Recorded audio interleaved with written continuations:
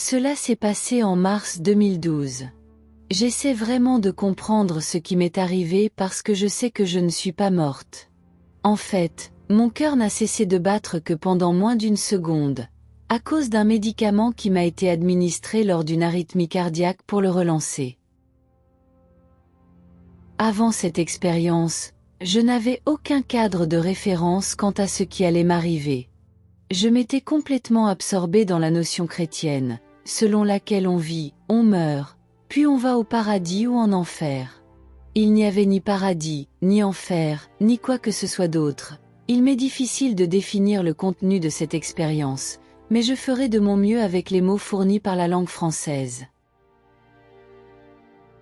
Plusieurs mois avant ce jour-là, j'avais commencé à souffrir de 2 arythmies différentes. L'une étant la tachycardie supraventriculaire, TSV, et l'autre la fibrillation auriculaire, FA. À part un souffle au cœur quand j'étais enfant, je n'avais jamais eu de problème avant d'avoir reçu une injection contraceptive. Au cours du premier mois qui a suivi le vaccin, j'ai eu ma première TSV. D'ici à 2 mois après, j'ai eu ma première FA. Revenons donc au jour de l'événement. Je passais du temps avec mon mari et mes enfants. Nous venions juste de finir de manger des tacos en famille. J'étais bien rassasiée, et je ressentais cette léthargie de l'après-repas, quand on a définitivement trop mangé. Juste au moment où je m'asseyais pour me détendre, j'ai pu voir ma chemise bouger du fait que mon cœur battait à un rythme si rapide. J'étais sûre de souffrir d'une tachycardie, TSV, donc ma première réaction a été d'essayer de déclencher une remise à 0 de mon rythme cardiaque à la maison. Mon électrophysiologiste m'avait appris plusieurs manœuvres à tenter à la maison avant d'appeler une ambulance. J'ai essayé plusieurs fois, notamment en plongeant mon visage dans de l'eau glacée. Rien ne fonctionnait. Je commençais à paniquer, ce qui ne m'aidait pas non plus. J'ai donc pris la décision d'aller à l'hôpital.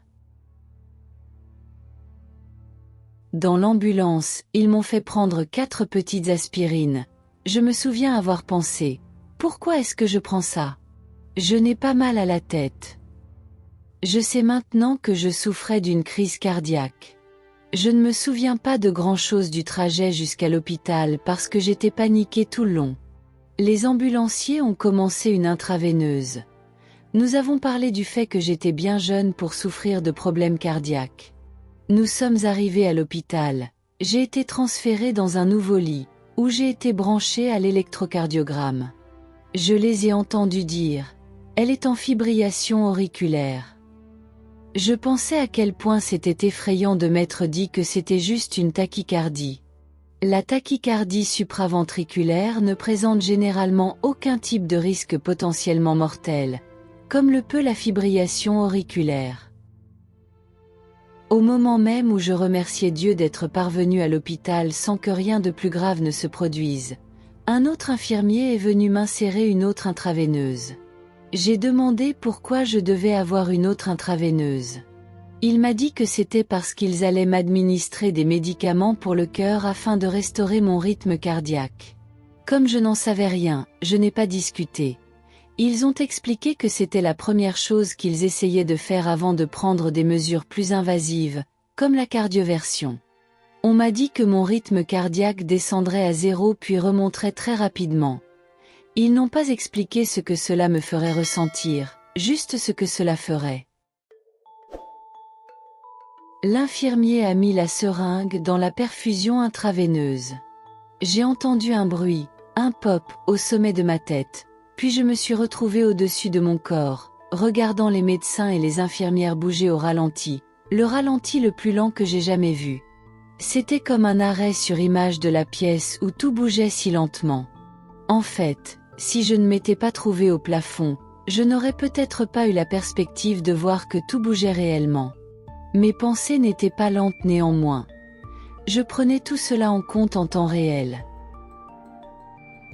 Je ne sais pas comment décrire cette partie, mais c'est comme si je pouvais voir en détail tout ce que je regardais. Même si je me concentrais sur ce qui se passait, je pouvais tout percevoir, dans toutes les directions. En déplaçant simplement mon regard, je pouvais voir des détails microscopiques tels que la texture du plafond. C'est comme si je n'étais qu'une perdieuse invisible, avec des pensées et des sentiments plus grands que nature. J'ai observé cette scène pendant ce qui m'a semblé durer plusieurs minutes. Puis soudain, ce que je regardais s'est estompé, comme si cela tombait dans un vortex en rotation. Je ne sais pas comment l'expliquer, sinon pour dire que c'est comme si tout, la chambre d'hôpital, moi-même sur le lit, toutes les infirmières et tous les médecins, tout ça, avait disparu en tourbillonnant dans le vortex, et que tout ce qui restait était noir. Et quand je dis noir, c'est parce qu'il n'y a pas de mot en français pour décrire l'obscurité que j'ai vue. C'était une obscurité presque palpable, comme si elle me retenait.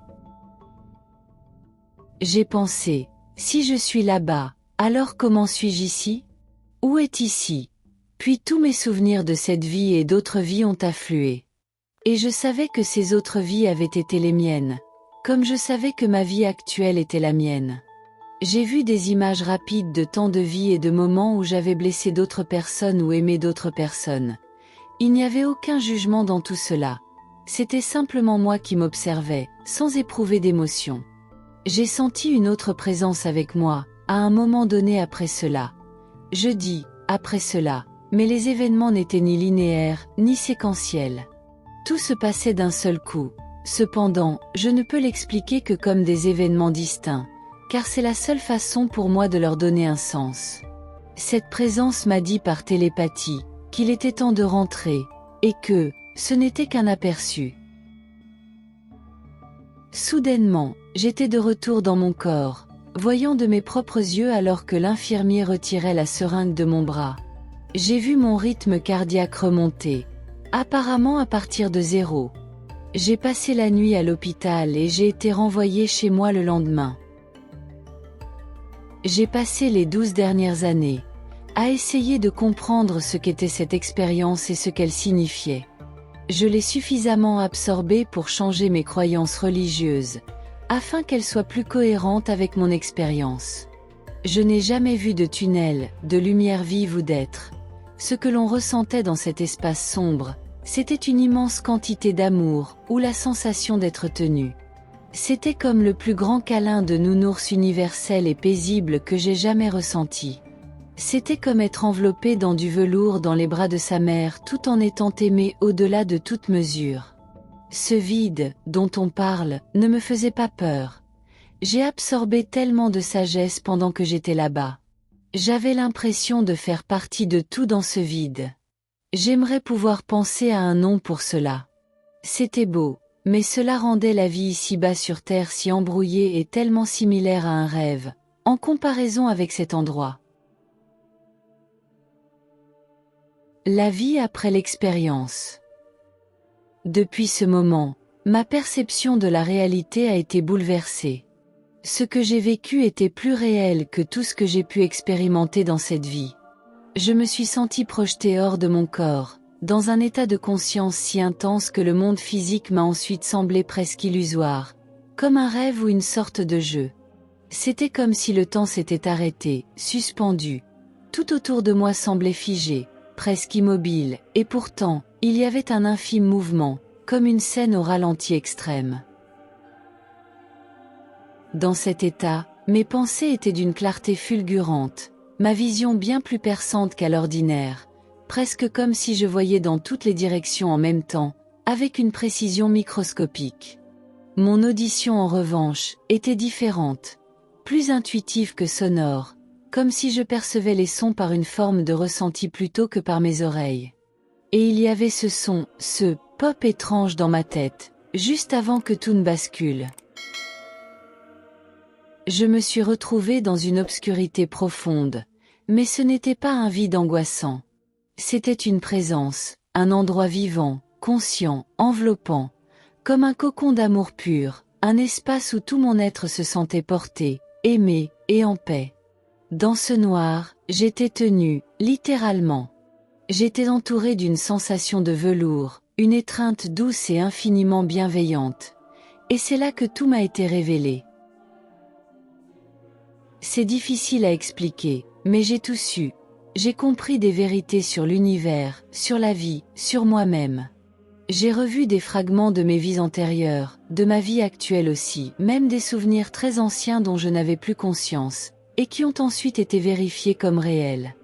Il n'y avait pas de jugement, juste une observation neutre de qui j'avais été. Je ressentais une unité totale avec tout ce qui existe. J'étais tout et rien à la fois, uni à l'univers, à chaque chose vivante, à chaque pensée, au vide lui-même. Ce savoir est resté avec moi.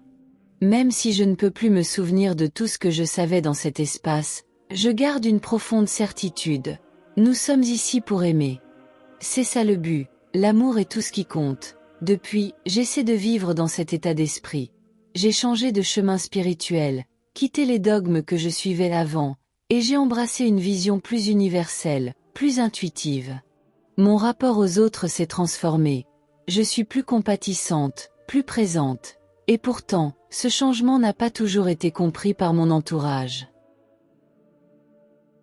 J'ai également développé une intuition très marquée, presque surnaturelle. Il m'arrive de ressentir des choses à l'avance, avec une précision troublante.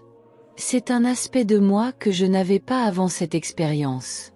Tout ce que j'ai traversé m'a profondément marqué, au point que rien de ce que je vivais avant n'a plus la même saveur.